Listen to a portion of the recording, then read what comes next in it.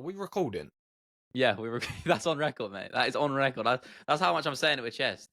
That's on record that Because I don't like that bacon. is the most beta sentence I've ever heard in my life. Bacon is too overpowering No, on it's breakfast. it's just abominable. it's too salty, man. It's weird. I say it's too salty. I Blasphemous. love black pudding. So are you a black pudding guy? You know what? I'll be perfectly transparent. I don't think I've ever actually tried it, just because a culmination of Okay, the now fact you got no that leg to stand on. You go. the ingredients always throws me off. I'll preface that by saying sausages, you could argue the same, so it's a fair argument. But then also the look and the appeal of it is I also will hard concede to that, overcome yeah. as well. So it's never been at the forefront. And whenever I've gone into an establishment of a cafe that's had full Englishes, they don't typically have black pudding. And if they I find do, that it's so usually cool. I think you got to have it. Yeah, if you're in Scotland. I'm a big fan. For the uninitiated, anyone who's not British, we are talking about a full English breakfast, which can consist of a variety of ingredients. One of those is black pudding, which is congealed pig's blood. It doesn't sound like the most appealing thing, but it is very delicious. What a start to episode 32 of the MMA Creators Podcast.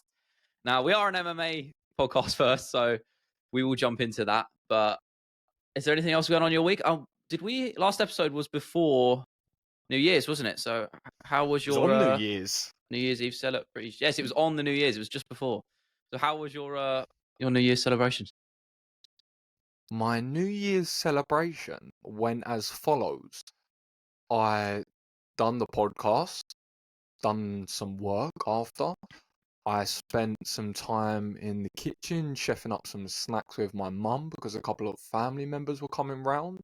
And then I went down the road to my second family, essentially, and saw the new year in with a couple of friends and them as well. And we stood at the top of their garden, which oversees a lot of London, which is cool, and Essex. And we saw all the fireworks celebrations in full force. And I was surrounded by loved ones, nice food, serenity, and safety. And that's all you can ask for. I was not drinking. I did not spend loads of money. I was not stuck in central London.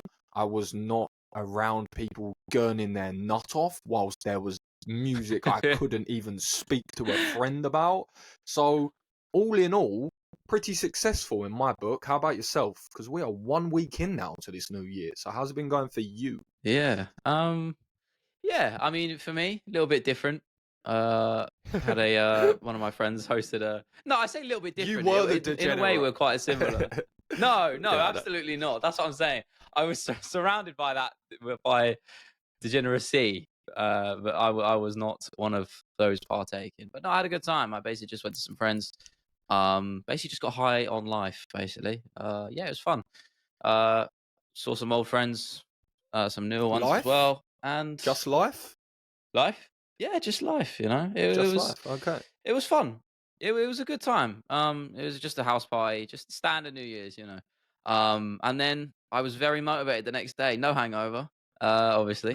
So just straight on it, and I got straight into crafting for the YouTube channel basically the next day. And it's been a strong start in terms of quality content. Probably my best video I've ever made. So very proud of it. He might not be doing as well as I would hoped, which is never fun, but the video itself, yeah, couldn't be prouder of. I think it's my best work. So I said I was going to level up, and we are aiming to do so. That's what I like to hear. That really is what I like to hear. And I think as well, what we spoke about, what we touched on before, is we were just building the foundations, if you like, to start a new year in a very positive frame of mind and have the infrastructure of our work and things that we wanted to achieve almost in place. So we weren't starting cold, if that makes sense. We were sort of oiling the cogs before the new year happened. And then when it did, we could sort of turn the leaf and say, cool, next new 12 months, let's smash it from the ground up. And that's nice to hear. This week, yeah, likewise. Yeah, very, very much echo that sentiment. I've been exponentially increasing my output exponentially. I've moved from 3 TikToks a day to 4 TikToks a day to 5 TikToks a day to now I've been churning out 8 TikToks a day, and now Jesus. the almighty savior that is Tom Birch, and I've been every now and again dropping into his TikTok to see how he's playing the game. Makes content on completely different things to me, but the principles are always the Yeah, same do on social clarify, media. because I don't even know. I don't know who So- Tom Birch is. So essentially, he's a TikToker who went traveling to Thailand and would create content around anything you can imagine in Thailand. His experiences, the people he met, the things you can do, the things you can't do, the things you should do, be prepared for. Essentially, almost a travel guide, but a lot more your degenerate mate telling you, if that makes sense. And he's got one of those sort of posh twangs to it, and you could definitely be turned off as soon as you see him, but after a while he is pretty endearing, and he spits some incredible game for those that want to level up their TikTok performances. And I look at a video yesterday and I see what he's doing. How many videos is he churning out? Have a guess on a day today. A day? What, on TikTok? TikTok alone? TikTok alone. I'm going to go for something. It's obviously going to be something stupid. So I'm going to say like Correct. 30. Pretty much spot on. 20 to 40. So 30 was actually bang on where that was. So I was looking at that, and that instantly started my year, me staring at my phone, catching my reflection, seeing my eyes and thinking, we need to level up again. That's the fuse, we need mate. to level up again. And a combination of factors that I spoke about before, doing more research, creating documents that I can refer to create content on, actually getting a virtual assistant. I don't know if I spoke about this last week. I think I may have done. Yeah, you got did. a virtual Yeah. assistant now. Yeah, as I spoke about before, to sort of collaborate that data as well. So compounding that with what I'm doing and going full Mr. Beast on TikTok as much as I can, I looked at myself and thought, I can definitely do more. So 10 TikToks a day is going to be the minimum for me now. That's crazy. And I will preface that by saying that isn't just chucking out 10 things that I can think of and throwing it out there. No, that is actually meticulously made content. Yeah, it's meticulous content with consideration, cross-reference with the knowledge I have for the platform. I know what indexes well and I know what performs well and what I can provide, cross-referencing all of that and putting out 10. And the reason that you can do that is because there is such a plethora of information, database of mixed martial arts to speak about, and a constantly moving sport that never has a day off. So when you combine all those factors, it's very, very possible in that particular realm if you commit your life to it, which is obviously what I do. Yeah. If you do anything with your life, it's almost impossible to do. But if you give up your life solely for that platform, it is possible. So I will make that possible. I think you make a good point, actually, just quickly as well. You're saying it's a constantly moving sport. Obviously, that's nothing new. We both know that. I think it's a weird one because for your case, that works really well because obviously you're relying on short form content and being able to make TikToks and constantly sort of throw out this punchy information. You know, there's something new happening, you want to jump on it, right? And for me, it's like it's kind of the opposite end of that spectrum where I don't want to chase trends as much, or it doesn't serve my creative interests to do so, because for my videos, they require, you know, more time and consideration because they're long pieces of content, they're more crafted, and they're more specialized. So doing something on chasing a trend doesn't fit that sort of narrative, if you know what I mean. So it's a harder one. Let me explain. Let me explain that, because that would be wrong if I had people listening thinking that was what that was. So I've broken this down. Let me get into the details. I've broken this down right into pillars of content within the platform. So there's multiple pillars within what I create, and if you go through my content, you'll see essentially the foundations of this. So I've broken down the content into about 5 or 6 pillars. So one or two of those pillars is trending topics. The other 8 are not trending topics whatsoever. They may be trending fighters. They may be bigger names in the sport, the same as what we're all doing, trend jacking in that particular form. But if you're going just off of trending news, it's going to be hard to churn out 10 a day. You probably could, but you'll be clutching at straws and the quality will be massively diluted. So every day there's probably minimum 1 or 2 actual valuable topics you can speak on. Cool. They're the things that you can do a little bit more frictionless. But then the other things are going to be things along the lines of breakdown, reviewing sparring footage, looking at threads, looking at people's, even just analyzing dream matchups, just silly things like that. And then it filters down into a variety of topics which go off the back of that. I've even started doing silly things now. I've started doing breakdown videos of street beefs. I've been quite enjoying those, if you know what they are. Beefs. Yeah, I used to watch street beefs back in the doing day. breakdowns of them. Yeah. And they're really good. It's really fun. But the truth of it is, God. the truth of it is as well, especially on that platform, because I am so aggressively on it, there's a very minimal amount of pages. Not I'm the only, but there are a minimal select amount of pages that are covering those trending topics. So as you said about the news headlines, I will make 1 or 2 of those a day, but there aren't many people as quick to the button, if that makes sense. So if I can, of course, usually because I'm so quick on it, I'll just jump in the shed and film as soon as something happens. And I combine that with the fact of I've created almost 10,000 videos at this point, so I know sort of how to play the game quite quickly. But yeah, I think it's about breaking it down into actually finding different segments of the sport and things that people are interested in, reverse engineering into what I actually am good at, and then going back. But just moving on from that anyway. It's a similar one for me, yeah. Moving on. No, I mean, I was just saying. Oh, sorry, you go. Go. No. All I was going to say is, okay. The only reason I went into that is just because if anyone was listening and thought, oh, making 10 videos of trending news a day, you're really going to struggle with that. And to find any sort of virality on a consistent basis, you'd be finding yourself making videos for video's sake, if that makes sense, without actually providing... I fell into that trap. Yeah. Well, mate, we all have. Don't get me wrong. We do, yeah. I mean, I was saying I was talking to Mixed Martial Academic, obviously well-known YouTuber, for those who don't know, makes MMA documentaries, and he was talking about we were just talking about ideation and sort of creative ideas and how to find a good video, because I just wanted his opinion on my new video that I put out, because I just felt it was a level up in content for me personally, and we just had a discussion about creating content and ideas and stuff, and he was talking about, he probably won't mind me saying this or anything, but we were just talking about how to find the perfect idea, and it's a balance of chasing trends and also finding out what you actually want to make. And I think there's like a balance there, and it's something I didn't really consider. I realized I was falling into that trap a lot of the time of just trying to think about what would work and not whether what I would always want to make. And there was always elements of that. It's not like I wasn't proud of the videos I made, but there's times where maybe I chase the trends a little bit too much because it's the easy way out. But for the type of content I was making, which is what I was saying earlier, doesn't really suit that narrative of just chasing a trend.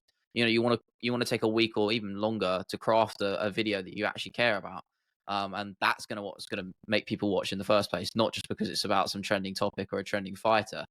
And another thing he said, and I don't know how I didn't think of this, because whenever I do my ideation, like every time I'm researching for a video idea, and I always look within the MMA niche itself, and what I didn't even comprehend, which is so simple now I think about it, and it's annoying me that I never really even thought about it, was looking outside. What the academic was, was looking outside and just translating those ideas over. And I was like, how did I not even? That's so obvious. It's like step one, and I didn't even think of it. So, for example, he gave me the example of his I believe his like most disturbing stories in the UFC series was basically from a sort of scary, like a channel that dedicates, and it's like the niche of like scary stories and that sort of thing, and urban legends and that sort of thing.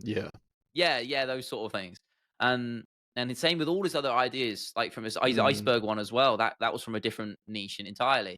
And that's like his most popular video, I believe. So it's like, it's so obvious. It's a gold mine once you're able to bring those over and they translate well. And now it's clicking me. So I've been doing a lot of that yesterday. Came up with a few good ideas, which I think might work. From sort of cross referencing through different niches. So optimistic for next week. I think I've got some good ideas in the pipeline. So yeah, I think that's a good point to bring up as well, because it's definitely something that I've started doing much more now, is exactly that, taking ideas from different content creators from different spaces and even different sports entirely, because as you said, things that work in other places will work in MMA, proven. However, you just have to make them contextual, which of course that we can do, and it's always possible. Of course, you look at scary stories and things. Even if there's a weak link, you can always sort of find that common. Where's the common interest there? Okay, it's here, and then you can sort of reverse engineer it. So it's a good point to bring up. And I think something which is quite important to do sometimes is sort of shift your algorithm a little so that you can follow a few creators which aren't in your typical niche, that maybe just infiltrate your timelines with something a little bit new and a little bit fresh. Research.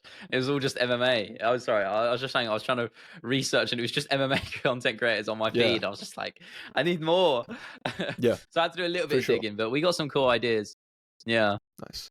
I also had my first I had my first podcast yesterday that I was invited on. So it was a nice. That's a bit of a flex, mix up. No, it's a flex that I didn't have to set up all the gear and all the logistics and the cameras and the mics and the SD cards. It was beautiful. I rocked up, had a great conversation, got a nice iced coffee, got a great cold brew from Blank Street, which is a pretty trendy coffee spot these days. And it wasn't actually. How much did that cost? Love it. If it's a trendy coffee spot, it's probably extortionate. He treated me, but it was it was very well priced. I think it was £3.70 for a large cold brew in central London. So that's no not terrible. qualms. Yeah, in central London, that's pretty good. You can't get any cheaper. It's not terrible. You can't get any cheaper than that whatsoever. It's actually Blank Street is actually I believe it's a financial firm or a couple of finance bros that have pumped money into sort of this string of coffee shops where it's super minimalist and nothing but just a couple of items on the menu, couple of items in the patisserie section, and then they actually even have a few pieces of merchandise now. So they're sort of running off that basis, and it seems to be doing very well. But the conversation itself, extremely good. We had a really good chat for a few hours. We had a beautiful studio that he is very fortunate enough to call his office, that he can set up and use at any time. And that was really good. And in truth, that was one of the things that when I got into this sport that I always wanted to do, be able to talk about MMA. That's it. It wasn't even just MMA in truth. It was just about everything. But it was just nice to be able to. It was just nice to be able to, like I said, rock up and just be able to relax and do the thing I enjoy. Have the shoe on the other foot, you know what I mean? Be in the other seat. When I spoke about before, when I was in front of the camera rather than being behind it and having to worry about all the logistics, and when I was in front of the camera, I could just focus on what I enjoyed doing, which was the conversation and chatting to the fighters. It was the exact same scenario. I didn't have to worry about all the other things, so I could do the actual core of what I wanted. And the further that I go down on this path and the more that the brand grows, the more I have the ability to keep doing more of the stuff I enjoy and less of the other stuff. And it's what we spoke about last week. But so, yeah, I think it's been a good productive start to 2024 for the both of us. Yeah, definitely. And I feel it too. I bought some. I've said to you before, I'm so focused on my ideas in my head that I never really write them down, and I never really. That's terrible idea. No, it's not idea.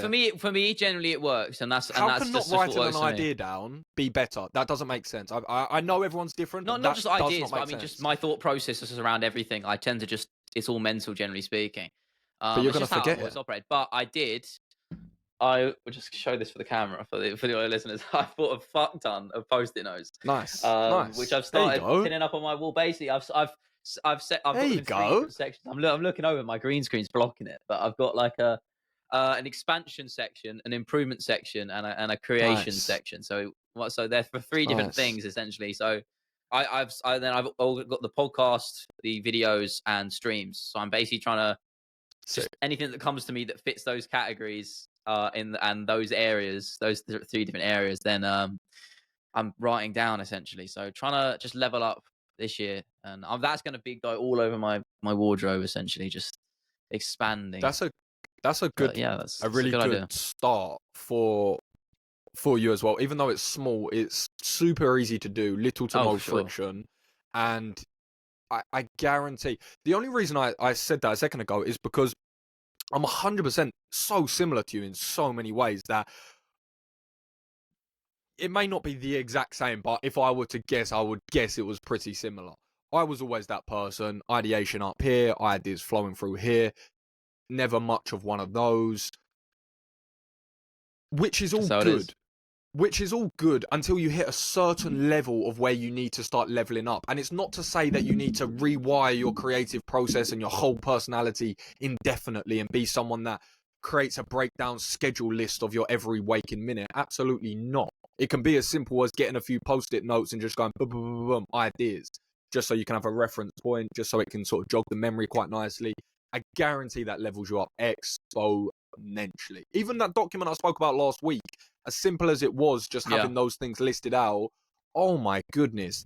Even just when your brain has a slight lull of what video, and then I go, boom, okay, these are a list of fighters. These are a list of infrastructures of content I can create. These are a list of creators I can look to for inspiration. And it's like, cool, right, I've got 10 ideas in 30 seconds now. So it's cool to hear that you've done that post-it note thing. I guarantee that works very, very nicely for Yeah, you. So sure.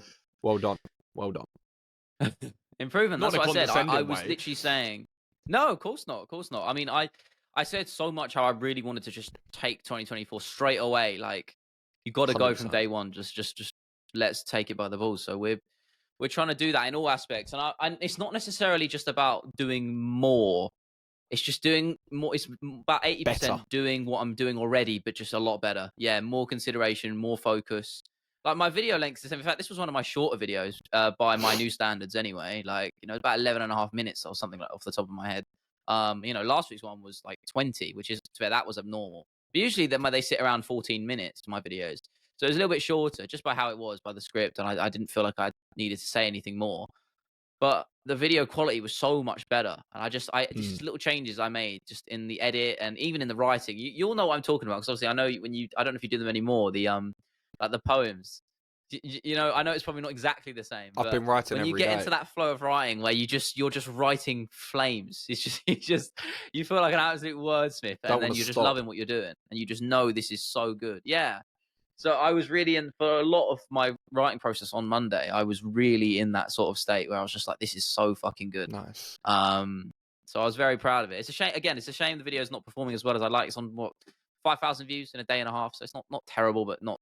It's starting to fall down by my other videos sort of standards. So it's not great, but again, I was looking big picture with it, so it's fine. With plenty more to make. So very excited. But I think we should jump into some actual fights, because the UFC is finally back this week, or next. Is it next week or this week? Next week. So in a week today, actually, really, or yesterday. It's going to be a fun one. It's a UFC fight night.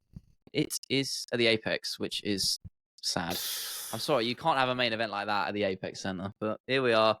This is where UFC is right now, so we're gonna have to deal with it. But let's go through the main event. Let me just give 30 Oh, seconds on that. Just yeah, let me go, vent for please. 30 seconds. Go vent. It's your time. I understand all the elements of what the Apex done. I understand the elements of how that allows them to get their ESPN deals out and churn out weekly cards. I understand that it's logistically difficult to be on the road every week with the production elements that they have. I understand it's hard to pad out cards worthy enough of bringing people in to come and watch every single week. However, you cannot sit there in front of a camera and tell me that this is going to be the biggest sport in the world, that this is going to be the biggest organization in the world, and be having the best athletes in the world perform in an empty room. Imagine we took the Premier League. I always use this for comparison because it's the easiest Lockdown. thing for me. Imagine we God. take the Premier League and we just say, you know what, it's actually quite hard to get. By the way, randomly, I've done some work I've mentioned before, done some work at Brighton Stadium once upon a time. And when I was there, it was the day before the Premier League match day. So I actually saw all the buses and coaches pull up that had all the equipment. So I actually saw the camera work that went behind it, and it was, as you can imagine, astonishing. We're talking trucks and trucks and trucks and trucks of just camera equipment and cables and all sorts of things. So that level of production is difficult. Imagine if they said, you know what, it's a little bit tricky that we can make it to Manchester this week. You know what, we're just going to do it behind closed doors, but we'll make sure it's televised. You cannot have a Premier division with the Premier fighters with no fans, because then you don't even give the ability to people to go. You don't give the ability to go into a new town and people go, oh, I've never been to the UFC. You're not giving those thrills out on a more consistent basis. Oh, jeez. But it's just soulless, isn't it? It is. We're at that point. There was an appeal to it. I used to love it in lockdown. By the way. Yeah, exactly. Yeah, in lockdown when it was. Oh, you can hear the strikes and you can hear the coaches and the corners and. But it was nice, and then now that it's just worn off, isn't it? I mean, Dan Hooker versus Dustin Poirier is probably my tied favorite fight of all time, or second favorite. One of those two. It's that's one of my favorite fights ever because it's so visceral and you can hear absolutely everything. And they basically just beat the shit out of each other for 25 minutes. And you can't not love that. And that was the appeal of it, really, wasn't it? But as I said, it's gone now. There is no, it's the novelty of it is just worn off. There's no charm. Now you just want the passion of the crowd. Just remember UFC 261 was the first card back with fans. And I stand by that. I think still might be overtaken from some of the ones from last year now. But up there is one of my favorite cards ever because it was such a historic sort of return to form, finishes after finishes, electric crowd. It was just amazing. And that's the magic we need every week. And we won't get it. I feel like we're going down a path in the UFC where it's just, more Apex cards are good. It's just, I mean, it already is the norm. I mean, I don't know. I'm acting like this is something that's going to happen. It has happened and it is happening, which sucks. But it is where we are now. You cannot deny as well. You cannot deny. I know a lot of fighters will echo the same sentiment where they'll say something along the lines of, when the cage closes, it's a fight, I'm dialed in, I've got no distractions anyway, so crowd or no crowd. You get a few fighters that say, I love fighting in front of fans, Quite a lot of fighters, by the way, not just a few. Yeah. But we cannot sit here and act as if, even minimal, let's say they close bits of these arenas down and they just just sell only 10,000 tickets on a cheaper sale, but they pack out the place. You cannot for 1 second tell me that 10,000 people, when there's a great card, when there's amazing finishes, spectacular fights, doesn't enhance the evening, the event, the feeling, and the fights itself. It changes the cards completely. How many cards can you recall with no fans? You can recall fights. How many cards? That's a good point. You recall? No, I don't know. You cannot. Yeah, you cannot. In defense of that, though, that is mostly because they're fight nights. And you're not going to remember them as much. So it's not just that. It's because you can't. And don't forget, we had pay-per-views when it wasn't fight nights. It's because you can't attach it to anything. You can't say UFC. We can say UFC Austin. We can say UFC Texas. We can say the same thing. UFC Paris. Can say UFC Paris, Colorado, whatever. I'm just saying places that come to my mind. But you attach it to a place. You attach it to a particular set of fans. You attach that back to some fighters from the local region. Because it was because of that. Yeah. Like for example, for Paris and for obviously London as well, the fans make that event. And obviously, I will say European events are a bit of a sort of flash in the pan, like lightning in a bottle thing. They're always like that. So I feel like they might be you can kind of separate them. But even in America, it's still a better experience, wasn't it? It was originally 100%. The one that comes to mind was Marlon Vera versus Corey Sandhagen. That was originally penned in to be at the Apex, and everyone was like, "What the hell are you talking about? Make this a fight night in a stadium." No, it was though. It was in front of a crowd. I'm saying, don't do that. Is what I'm saying. Yeah. You can't physically put someone. I remember us talking about it on here because I think we were pissed off about it as well. And I'm glad they changed that. But again, that should be the norm. The norm should be in front of crowds. And obviously, we don't want to sound like broken records on it, but it's because I think it's a sentiment everybody shares. Just hopefully something we see change in this year, and it's unlikely. But honestly, you never know with the UFC. It's MMA as a sport is probably the most unpredictable as one could ever get. So who You're knows? only doing one thing with that. Last thing I'll say on it, you're only doing one. The only thing that is coming from that, from a non-business perspective, if we just remove any of the logistics and monetary standpoints, the only thing that comes from that is depriving the fans, which is ultimately what this sport is Absolutely. based around. So the more you just deprive the fans, it's just never going to be a recipe for success. I'm not going to say that it's going to sink the UFC. Obviously, it's not. Am I going to still tune in? Of course, I've got nothing better to do with my life. However, it's just depriving the fans of experiences and an atmosphere, which is that's what you go to events for, right? That's what Dana White always talks about, having that special feeling, that UFC feeling that no one else brings to the table, the crazy production, the It's atmosphere, magic. the It is. fights, everything in one. But regardless, let's get into I the mean, there's card. nothing like going to a UFC event, like live. Going to, like, for me, UFC London, the Aspinall versus Volkov. You've got a poster for it just there. You know, you could say the same thing. It was probably one of the most, for me, it was one of the best experiences of my life. There's nothing in terms of the adrenaline and the Wow, excitement and everything. wow. No, it was That's, though. Is that crazy? Like, in no, terms of no, like it's your events I've been life. to, I like, don't is know. I don't no, know. no, no, no. Now Is you're that no, crazy? I don't okay. know. Maybe you're making me sound like I'm crazy, but I mean, like, for me, it was such a No, thing I'd wanted to do for a long time, and being able to 100%. go and see that, and as well as such a good card that was. You know, it's there's nothing like a UFC event in terms of sport.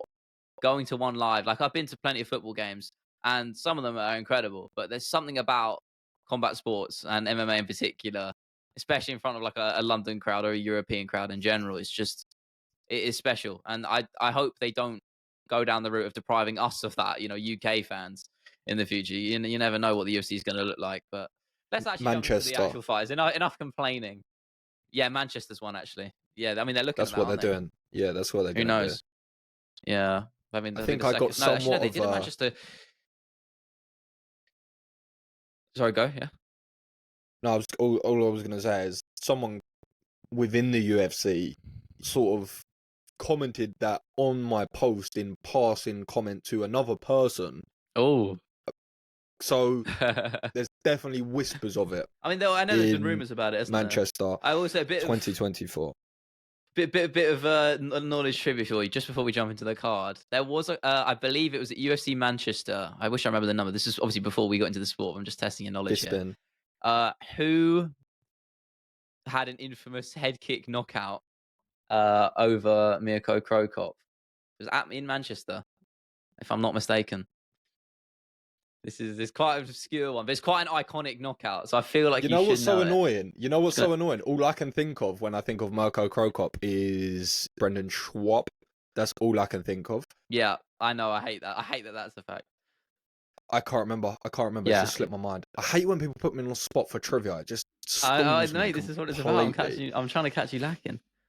This is what I'm Brad trying to. Why always is it done when giving we me were the? away.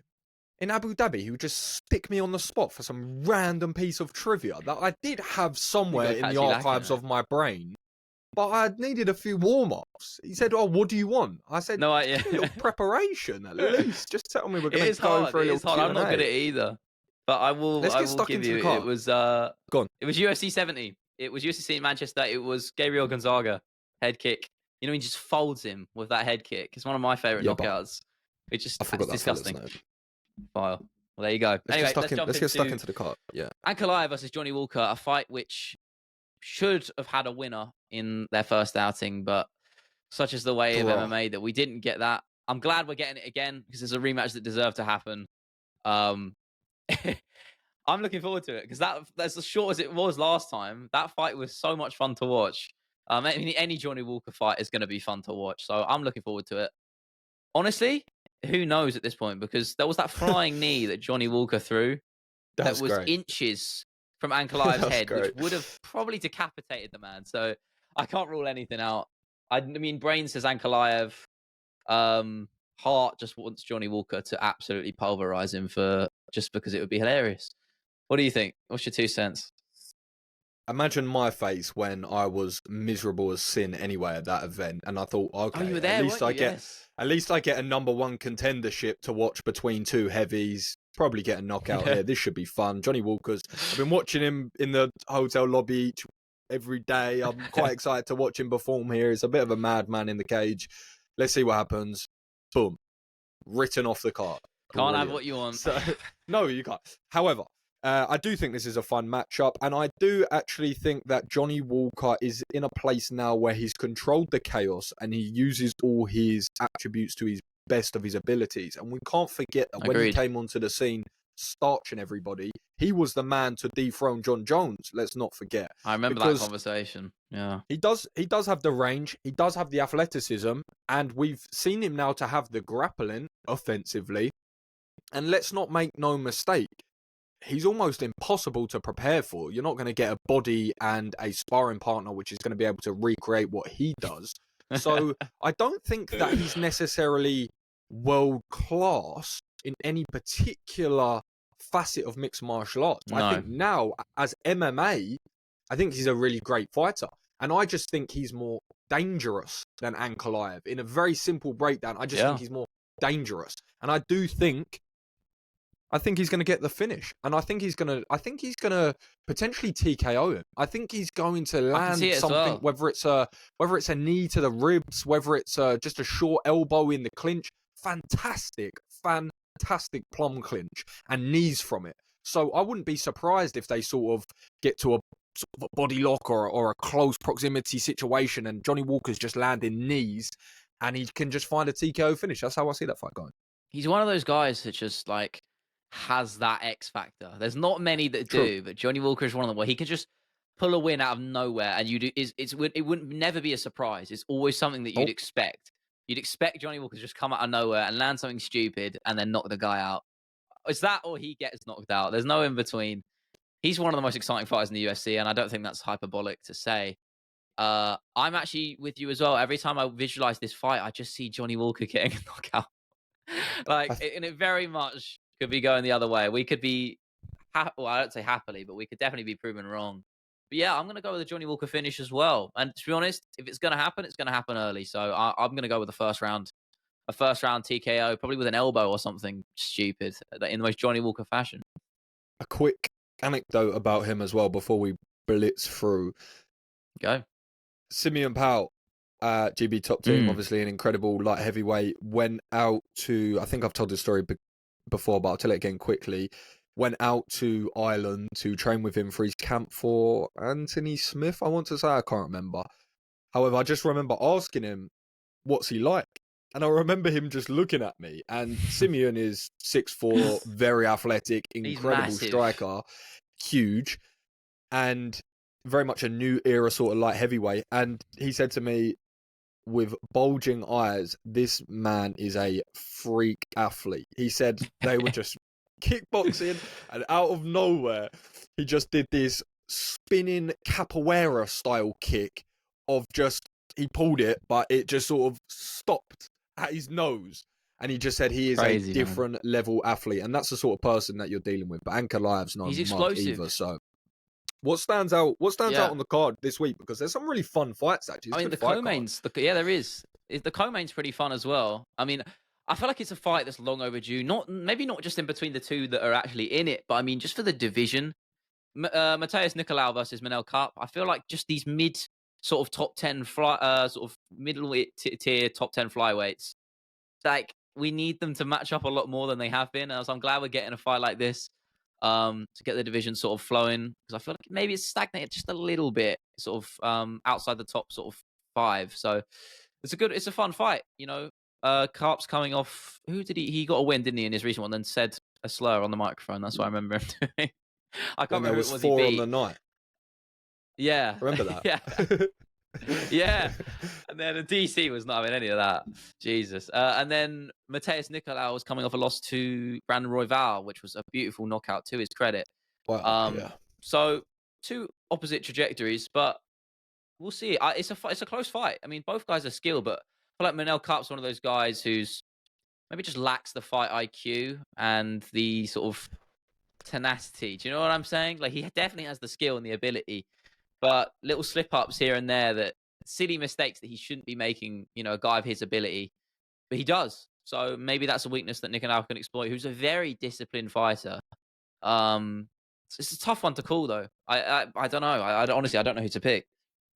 I've seen so much discourse for the last 6 months about how, and don't get me wrong, Manel Cap has all the abilities, all the skill sets to be a champion. Most flyweights do, in truth. It's such a flipping skilled division that if any of them match up, I'm sure everyone could beat each other on some given day. They're just all so skilled, and it all happens so Yeah, fast exactly. It's that such a there are hard so division to many call. opportunities, right? The opportunities are far and few between. Not far and few between, but they get lesser when you get heavier, right? There's less of them because there's less action typically. If we look at it in super simple terms, but flyweights typically we usually get bell to bell action, and there's usually opportunities at least to take advantage of. People love Manel Cap, and I've seen the entire internet fantasize over how this man's going to be the champion most certainly very soon. And I'll be honest, I've never watched him fight and he's jumped out the page as someone who is Agreed. destined for the belt, but the whole community believes so. So maybe I'm just missing something, quite honestly. So I'm excited to see what he does, because if he comes out there and puts on a statement performance, which he very much can, great striker, super athletic, then if he beats Nicolau, then he's in those conversations for the title, and he is only probably one fight away then. So, and it does throw another name in the hat where you do need one at flyweight, because we're sort of recycling a few of the same names. So I do think Manel Cap is just a bit too much, and I think he's coming into the prime of his career now. I think he's working out of a good camp. I think everything is sort of culminating at the right time for him. So I'm going to go Cap on that one. Cap.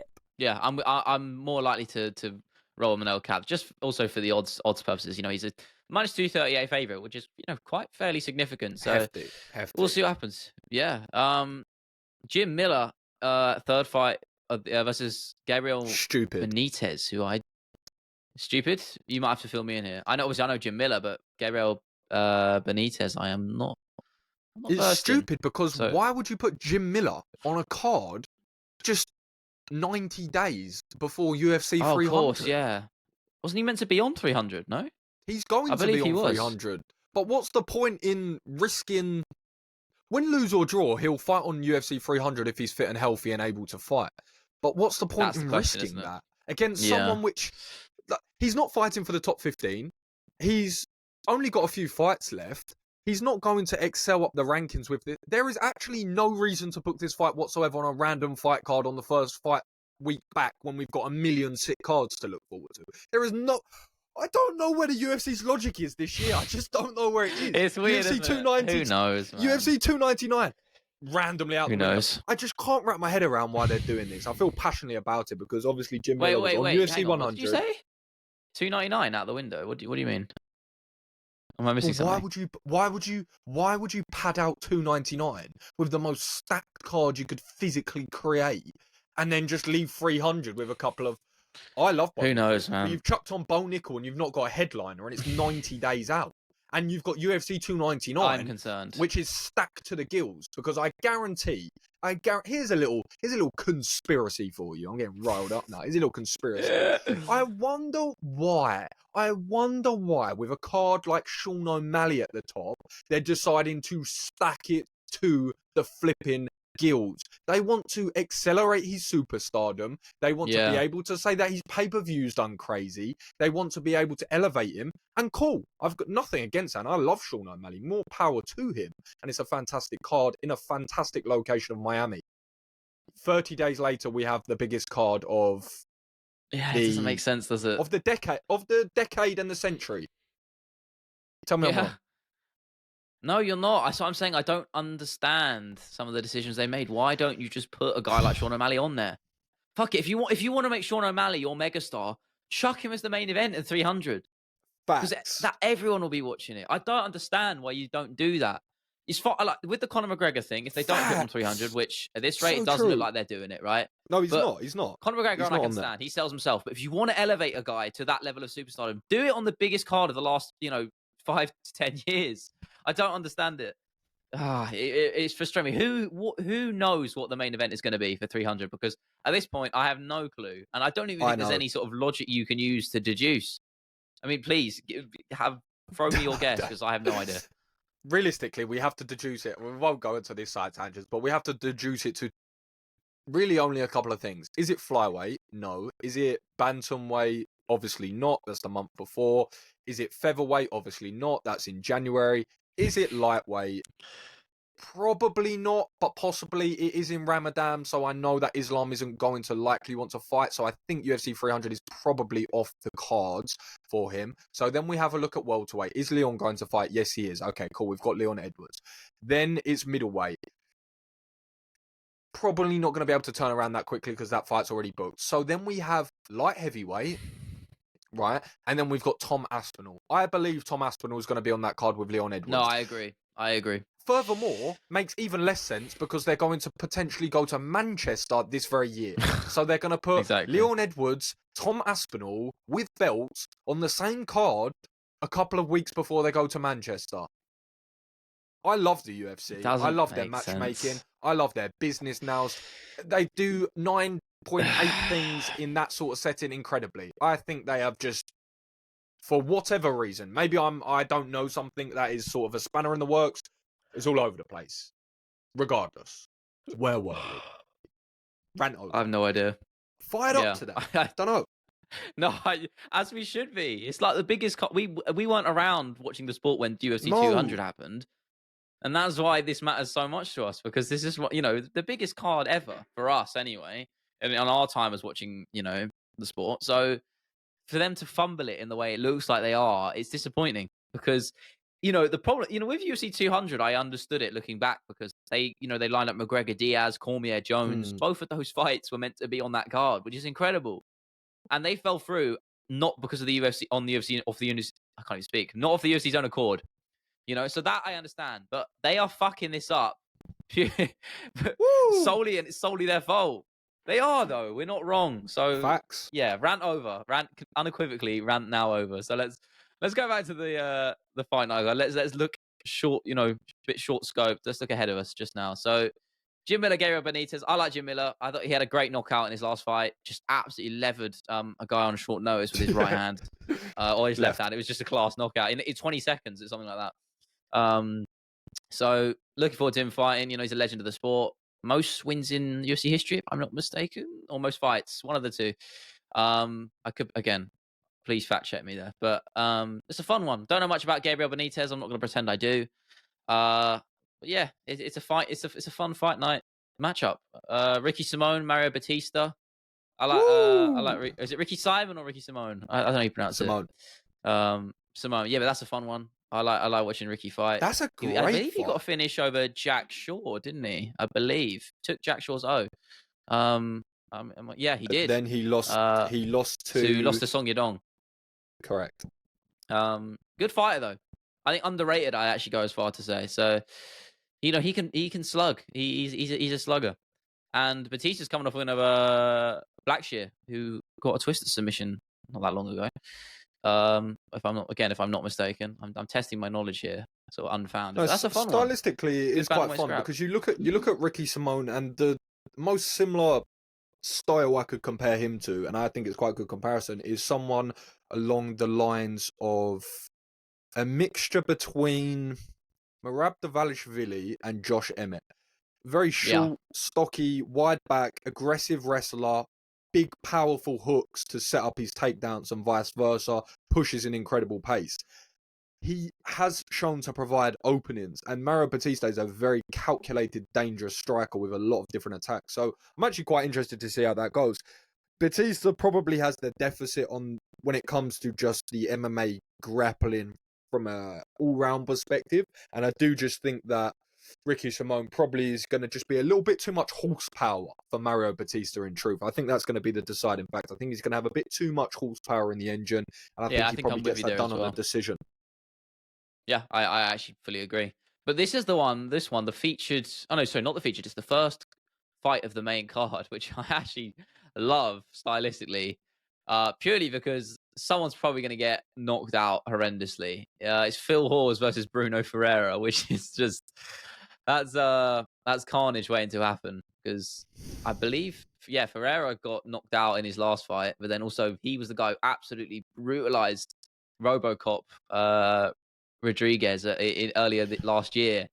And Phil Hawes, again, sort of in that same boat of just knocking guys out, also getting brutally finished at the same time. So if you do the math, chuck him in the equation. I think one of them's getting put out unconscious, and I'm looking forward to it. No idea who it's going to be. I'm probably going to say Phil Hawes, taking a loss there, but we'll see. I don't know. It's a fun one. What do you think about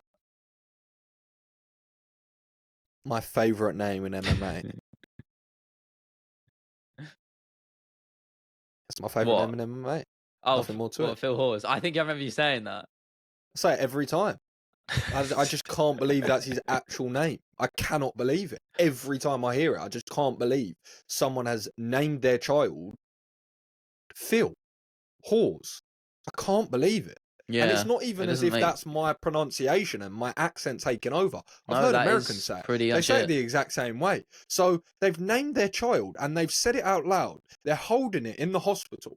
The doctors come over and they've gone, oh, what are you going to name this beautiful newborn baby? Oh, we're going to call it Phil. Okay. Bit of a rogue choice anyway. That in itself is criminal. And the fact he's American as well. What American is calling their child Phil? It's not the most British name ever. Well, to go another level, it doesn't make sense, does it? Oh, that's incredible, Mrs. Hawes. That's amazing. You've got your beautiful new baby here, Phil Hawes. Doesn't quite match up to a glittering new babying to the world. Alas, regardless, sorry, he's the best 500 fighter you're ever going to find. He honestly is so skilled. Phenomenal wrestling pedigree, fantastic kickboxing record, but just has these very small lapses in concentrations in the fights where no matter how well he's doing, sometimes he just is a victim of his own downfall, right? Small lapses is yeah. I mean, the guy, he's been finished brutally. Feels like every time I watch him fight, he just gets absolutely laid out. But he is good. Don't forget that he's been doing well in those fights. That's my point, right? Yeah, that's the thing, yeah. The question is with those fighters, it's always the same thing.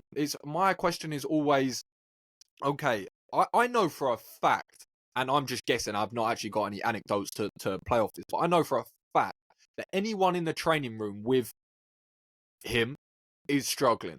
He's not giving anyone easy rounds. I agree. Everyone, at every weight class, welterweight all the way up to flipping probably light heavyweight, he's giving issues.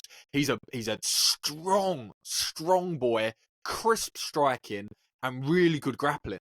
I can just imagine he's a nightmare in the gym, but it's just about performing under the lights. And I always wonder with Phil if he can bring it all together and do it on a consistent basis, because that's the hardest thing in the world, is actually having the skills is one thing, but doing it under the lights on a consistent basis is another.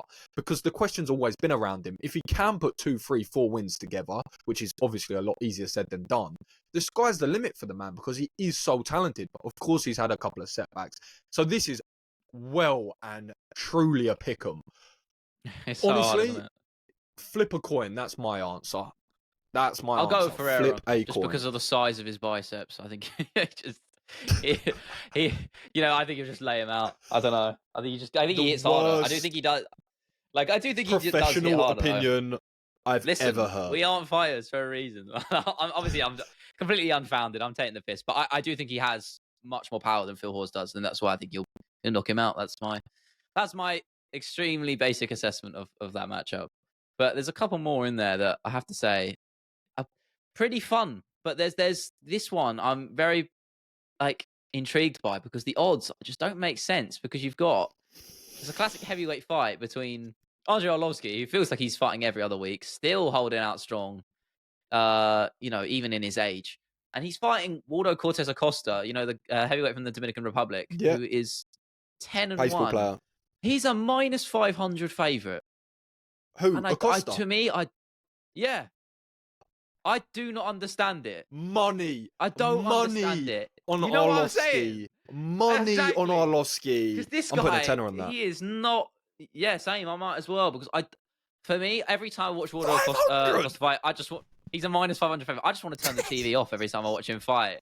I'm not even joking. I want to turn the TV off every time I watch him fight, because he's not that skilled. I might have to put some money down on that. Now I didn't know the odds were that crazy. So Arlovski's a plus 400. So there you go. That is Put a tenner wild. on for me. I'm going to send you a tenner. Please. All right. Yeah. Well, can you not do it? I don't have any betting. I was Oh going to yeah. say All right. No, dating I'll do it apps. for you I for don't have sure. any I'll betting do it for you. apps. Thank you. Um, Let's run but that. yeah, I don't. I'm just looking at that now. I do not understand how he's a massive favorite because again, his record is 10-1, which is definitely impressive, and he's got a couple of good wins over Marcus de Lima, which is a pretty strong win, and Brzezinski, but it's not. He doesn't really have. He got Nope. a TKO in his last fight, but he doesn't have the knockout power. His other 3 fights in the UFC have gone to decision. He went to decision against Jared Vanderer. Like, do you know what I mean? He doesn't have that urgency to get a knockout. And I'm not going to sit and say Arlovski has knockout power anymore because he doesn't fight like that, and he's adjusted in his later career to be a bit more of a volume striker. But I think technically Arlovski's levels above him, and obviously he's older, and that's a big factor. But I can see Arlovski getting the decision pretty comfortably. To be honest, I don't understand these odds. I really don't. Couldn't And I agree know you're with with me. you. I can see you nodding. I couldn't agree with you anymore. It's the exact thought I had when I saw this matchup. I thought this is a great matchup for Orlovsky. Make no mistake, Acosta is newer to the sport. He's a freak athlete. Came over, from baseball, where he was throwing, I think, 100-mile-an-hour fastballs, and you can very much see that translation into his punches. And he's obviously transferred that into the octagon, but to his detriment, he loads up just as much. So they come from last Yeah. week. And yes, that can be dangerous. And yes, he's a big boy that holds a lot of power. But when you're in there with someone like Arlovski, who has seen every single picture in the octagon, I think he's just going to be way too savvy for that. I think Acosta probably is not going to just have, well, not probably, he's not going to have the IQ that To adjust. Arlovski I has. agree. And I think that, as you said, you're absolutely spot on. He's done such a great job over the years of adjusting his game, because back in the days when he was more of a brawler and he took more damage and he would get in the firefight a little bit more, and he's adjusted his game dramatically now, where he's someone that moves laterally, chips away at the leg, mixes up his takedowns, and he's a very strong fighter. And let's not forget, before the Tom Aspinall loss, he was on something like a 5-fight win streak. Yeah. And if you actually look at his record now, I think he's lost probably only Didn't he go on another win streak after that? This is my point. He's evergreen, the boy. I think he's not better than he's ever lost been. His last 2, to be fair. But yeah, he was on a 2-fight win streak. Then he lost to Aspinall, and then he went on 4-fight. Then he won 4 in a row, and then he's lost his last 2. But at that age, it's so impressive. It's so impressive, and obviously it is heavyweight. The rules are a bit different, but it's still extremely impressive. He's in his 40s now, isn't he? Unless I'm mistaken. So very impressive. The one thing I will say, firstly, the absolute amazement I have that man even can still compete at this level in those training rooms. And you have to factor in as well, not only just the wars he's been in the cage, but what training rooms look like in mixed martial arts 20 years ago.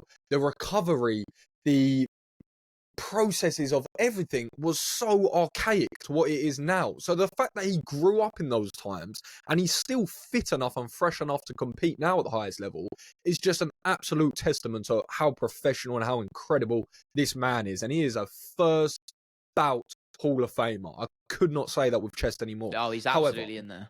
The last thing I will say actually on this fight is the benefit of the doubt that you do have to give to Acosta is he is new to the sport and he does make improvements to his game every time we watch him, right? So we never quite know how he's going to look. We can probably guess we can guess how Arlovski's going to look, but he could be a much more evolved version.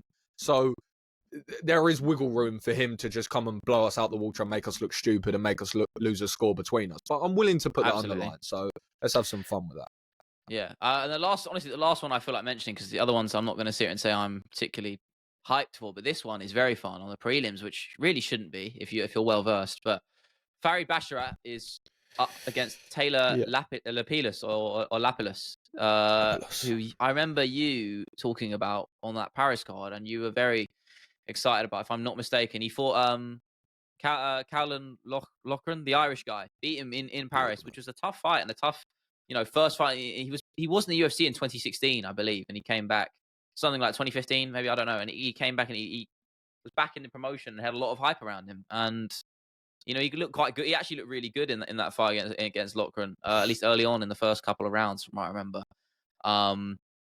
So this was, and against Farid Basharat, that's a big step up. That's a very tough fight. The Basharat brothers are very, very Crazy. capable. It's a second fight.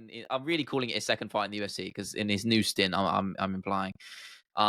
It's a fun one. I can't lie. I don't know who to pick. I really don't. It's such a hard one to call because they're such high level. With this level of stock, such a low stock, really, to a casual audience, but to have that high ability, True. it's not often we see that. So looking forward to it, but I don't know who to pick. I want your 2 cents.